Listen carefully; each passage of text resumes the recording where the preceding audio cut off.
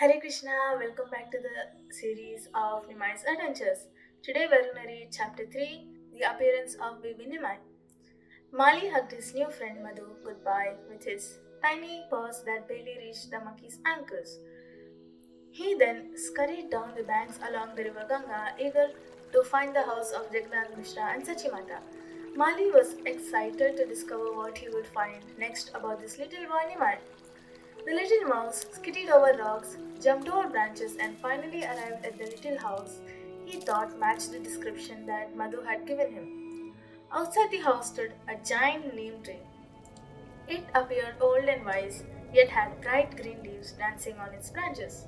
Suddenly, a deep voice spoke from above, and Mali craned his neck upwards to see where it was coming from. Who are you? I've never seen you before. It was the voice of Om the owl, sitting on a branch of the neem tree.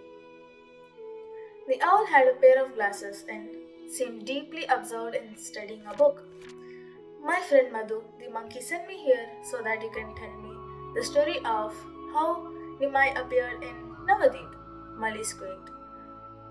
Hearing Nimai's name, the owl spread her fluffy white wings and flew down, landing gracefully beside the mouse. She looked Mali up and down, trying to figure him out, and said in a firm voice, You have come to the correct place. I was sitting in the same neem tree when baby Nimai was born in this very spot, she said. Come up the tree and listen carefully. I will tell you the pastime of baby Nimai's appearance. I only speak to those who give me their full attention. Remember, no fidgeting when I'm talking.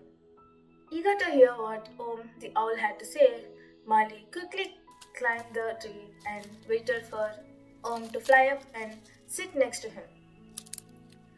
Once comfortably seated, Om straightened her glasses and cleared her throat to begin.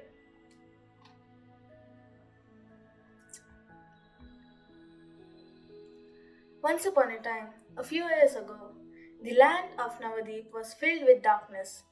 A full lunar eclipse had occurred, so the sky was a blanket of gloom. The residents of Navadip all gathered in the river Ganga and chanted loudly to Lord Krishna to remove the dark and scary eclipse. Hurry, hurry, they cried loudly. Please help us, Krishna. Despite the extraordinary circumstances, the people of Navadip chanted the names of Hari while all the people chanted in the river Ganga. Lord Krishna descended to the earth as a baby. He was coming to earth to save all people from evil age of Kali as Nimai. Near Jagannath Mishra's house, Sachimata had just delivered a baby boy. The baby appeared under a giant neem tree whose big branches protected the little child lying under it. Because the child was born under this neem tree, it was decided that his nickname would be Nimai. There was also a brief by ladies in the village that since the neem leaf is bitter, Nimai's name could have a bitter effect in keeping away all evil. Baby Nimai had golden skin and he glowed brightly. He had black curls and large lotus like eyes. Nimai's smile shone like the sun when he heard the chanting of Hari in all directions. When the neighbors and people of the town heard that Sachimata had just delivered a baby, they all rushed to see the newborn child. The ladies of the village held their small child in their arms and rushed to Jagannath Mishra's house in excitement. The men also left everything to go and greet baby Nimai beautifully. Demigods from the heavenly planets came down to take darshan of the newborn baby, but because of their special powers, they tricked everyone into not recognizing them. The scene was magical. No one had ever seen a baby as beautiful as Nimai, and they all gazed lovingly upon him with amazement. As soon as baby Nimai appeared, his grandfather, Nilambara Chakravarti, arrived to see his grandchild. Nilambara Chakravarti was the father of Sachimata and was famous throughout the land as a great astrologer. Upon seeing his grandchild lying on his mother's lap, Nilambara Chakravarti became astonished by the beauty of baby Nimai. Never before had he seen such a child. He could see godly and auspicious signs on baby Nimai's body. He knew that the child was not ordinary.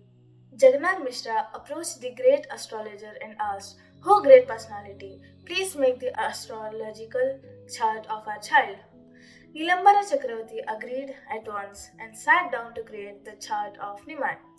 All the people gathered around Jagannath Mishra's house and waited anxiously. Shortly after, the great astrologer stood up. His face was glowing with happiness and his eyes sparkled with joy.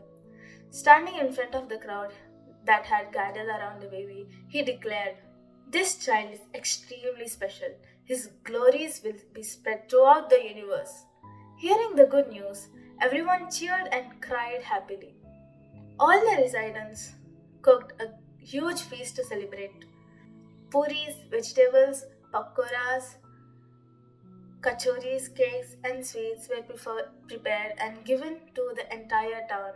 Never before had the residents of Navadip been so happy. Om the owl happily sighed after narrating the story to the little mouse. Mali could see the glint of happy tears shining in her eyes behind her thick glasses. There you have it, Mali. This was the story of how darling Nimai appeared to this special place, Navdeep. I hope you were paying attention to everything I was saying. Extremely grateful to Om, Mali thanked her over and over again. Mali asked Om where could he travel to next. Just behind Nimai's house is a small garden, the home of Tilak the tortoise. This is the home of Tilak the tortoise, who will tell you the enchanting pastime of Nimai's name giving ceremony. Run along now. I must get back to my reading. Mali excitedly hurried along to his next destination. This place is fascinating, he thought to himself. Baby Nimai ki jai. Join us tomorrow to see what Molly the Mouse gets up to.